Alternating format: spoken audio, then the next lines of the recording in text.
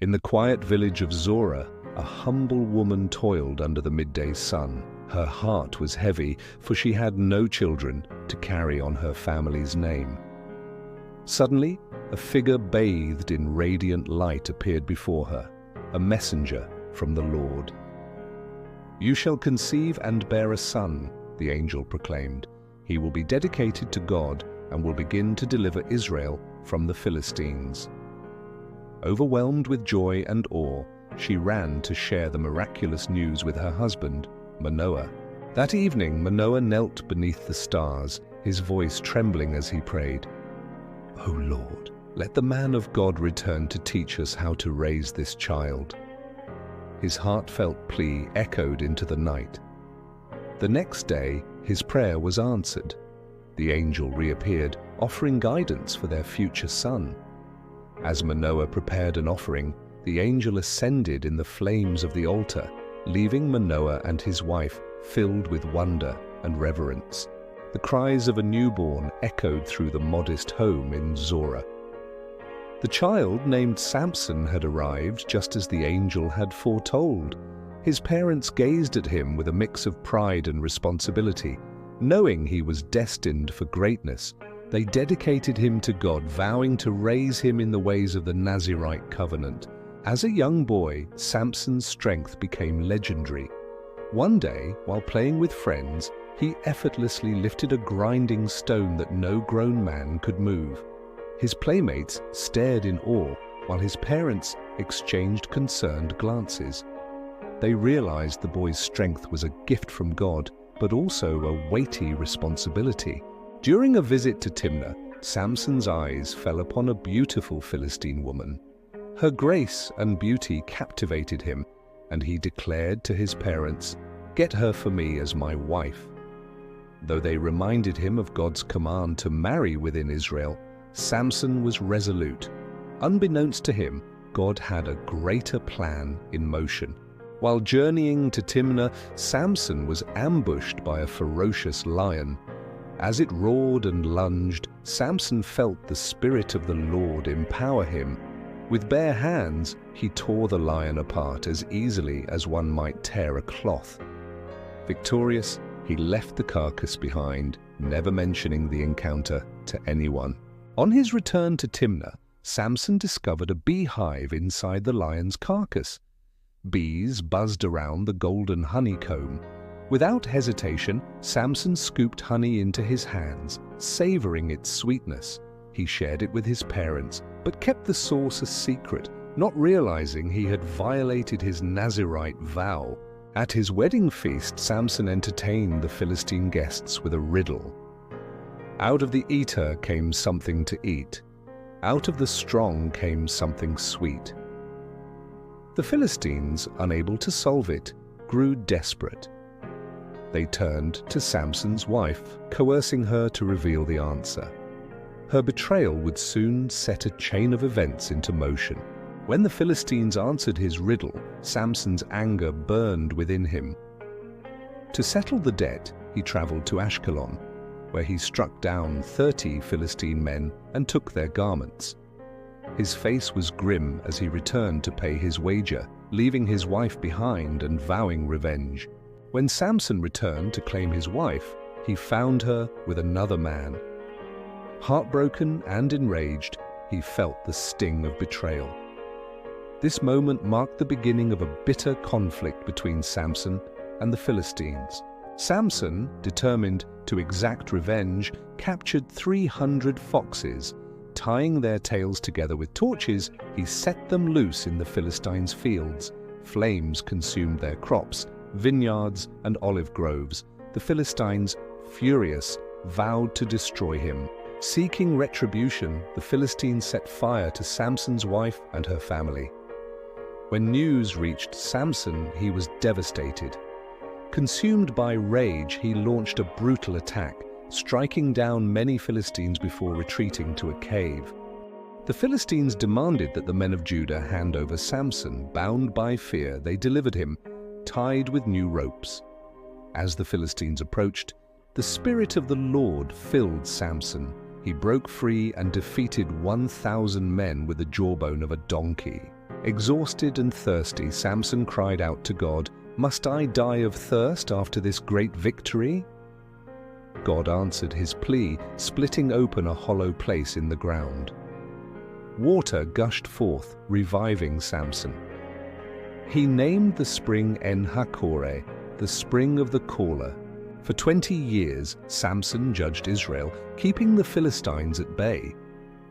His strength and presence brought peace, but his personal struggles often hinted at the challenges ahead.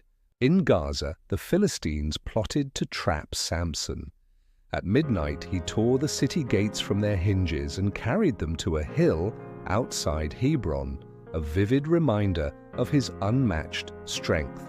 In the valley of Sorek, Samson met Delilah, a woman of stunning beauty and cunning intent. He fell deeply in love, unaware of her allegiance to the Philistine rulers who sought his demise. Delilah pleaded for the secret of Samson's strength. "Tie me with fresh bowstrings," he lied. When the Philistines ambushed, he broke free effortlessly, leaving Delilah frustrated but determined. Delilah wove Samson's hair into a loom, believing it would render him powerless.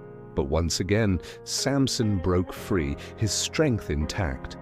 Delilah's frustration grew. After persistent nagging, Samson revealed the truth. His strength lay in his uncut hair, a symbol of his Nazirite vow. That night, as he slept, Delilah shaved his head. When the Philistines attacked, Samson was powerless. The Philistines seized Samson, blinded him, and led him to Gaza in chains. Humiliated and broken, he was put to work, grinding grain in prison. Yet, as time passed, his hair began to grow. Blind and weakened, Samson labored in the darkness of his cell. Each day brought reflection, and with his growing hair came the stirrings of hope. He prayed for a chance to make things right. The Philistines celebrated in their temple, praising Dagon for Samson's capture.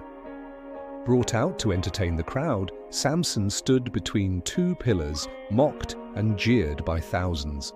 Samson, humbled and repentant, lifted his face toward heaven. "Sovereign Lord, remember me. Strengthen me one last time, that I may avenge my eyes." His voice carried a mix of desperation and faith. With a mighty push, Samson toppled the pillars of the Philistine temple. The structure collapsed, killing thousands, including Samson himself. His final act delivered a devastating blow to Israel's enemies. Samson's family retrieved his body from the rubble and buried him in his father's tomb. Though his life was fraught with mistakes, his final act of sacrifice marked him as a hero of Israel, fulfilling God's purpose for his life. Years after Samson's death, the Israelites gathered around fires, retelling his story. Elders spoke of his strength and bravery, emphasizing his role in delivering Israel from the Philistines. Younger generations listened intently, their faces alight with inspiration. Though Samson's life was filled with challenges and mistakes, his ultimate sacrifice became a symbol of God's enduring power and faithfulness to his people. Samson's life left a profound impact on the Nazirite tradition. In a quiet village, a group of young men and women stood before their elders, learning about the sacred vow. The elders shared Samson's story as both an inspiration and a warning, urging the young ones to honor their commitment to God. The legacy of the Nazirite vow, marked by dedication and self-control, became a lasting reminder of the strength that comes from obedience to God. Samson's story was etched into the hearts of the Israelites and preserved for future generations. His life symbolized the complexities of human frailty and divine purpose. A grand mural was crafted to honor his memory, portraying key moments of his journey from his miraculous birth to his ultimate act of redemption. As people gazed upon the mural, they reflected on the eternal lesson. God's power is made perfect in human weakness, and redemption is always within reach for those who turn back to him. Near the peaceful hills of Zorah, Samson's tomb rested under a large oak tree surrounded by golden fields swaying in the evening breeze.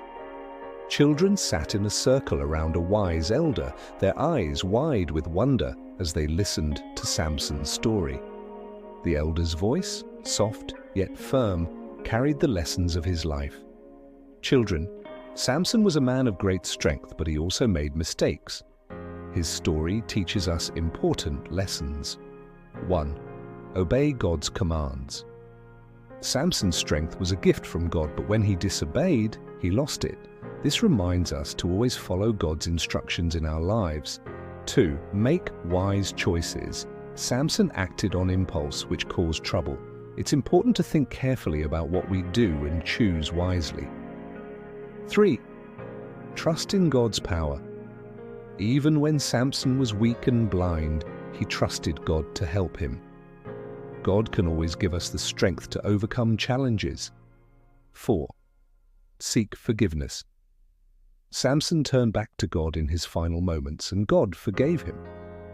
When we make mistakes, we can ask God for forgiveness and start again. 5. Use your gifts for good. Samson's strength was meant to help others, just as your talents and gifts can be used to make the world a better place.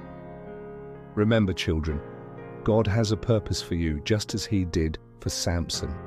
Be brave, be kind, and always trust in Him. Thank you for watching and learning Samson's story. May his life inspire you to live faithfully, love deeply, and always believe in God's strength within you. Until next time, goodbye, and God bless you.